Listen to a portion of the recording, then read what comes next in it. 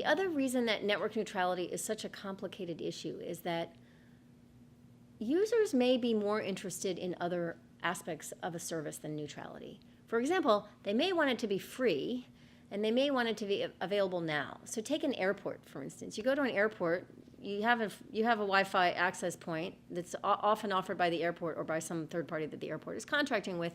And usually the trade that you're making with that, if you're not paying money, is you're watching an ad or you're letting the company data mine your traffic so that they can target ads at you. And that's a very common business model. It's one of the most common business models on the internet, is to provide you a service in exchange for data mining your traffic, or at least some of your traffic.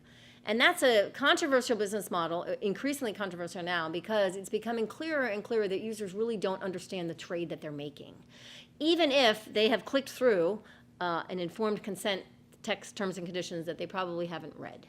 So network neutrality writ large includes several other concepts, including the notion of zero rating. So zero rating is when you are willing to provide bandwidth or some service to a user, but only for a certain type of traffic that you're going to zero rate or provide a discount of that. So some examples of this in the industry are Facebook's Free Basics. I think T-Mobile had Binge On, which allows, you might have a usage cap, but certain applications are exempted from the usage cap, and that's called zero rating those applications. So that's basically discriminating against traffic that isn't zero rated. You'll pay, or it will go against your usage cap for this kind of traffic, but there's certain kinds of traffic will be zero rated. So that would, in the strictest sense, violation of network neutrality. People think, okay, that's bad. But then again, a lot of consumers are very happy with zero rating. And India had a big controversial policy decision to make over whether it would be okay for Facebook to come into the country and provide Free Basics, which is we'll give folks discounted or free access to the internet only for the use of Facebook. So not really the internet, but the applications that it was in Facebook's interest to provide access to.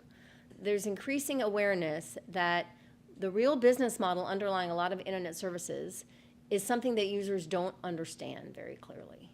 They understand at the high level, oh yes, they're monetizing my search terms, or they're monetizing my traffic content in one way.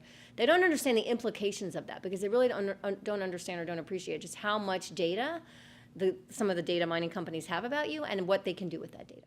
And that is becoming one of the key issues for internet policy in the 21st century. Privacy, and basically the under attention to privacy as a commodity, or rather your personal data as a commodity. I think we'll be seeing a lot more discussion of that in the future. In fact, Tim Cook recently called for national privacy legislation, says this sort of thing is getting out of hand. We don't really understand what the data mining companies are doing, and it's sort of an asymmetric relationship with the consumer, because the consumer isn't really in a position to provide informed consent.